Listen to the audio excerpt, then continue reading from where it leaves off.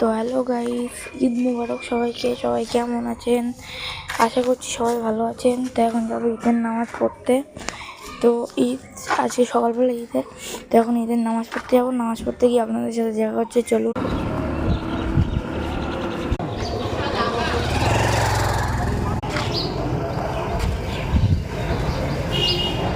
তো গাইস, এই হলো আমাদের মসজিদ। তো এখন ঢুকছি, আপনারা দেখুন, ওই দেখুন বাইরে সব সাজানো।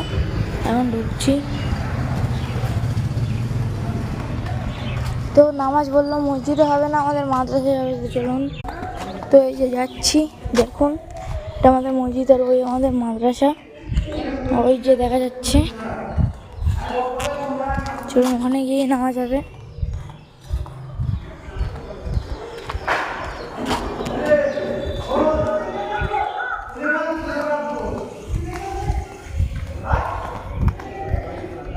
দেখুন, তো এখানে নামাজ হবে।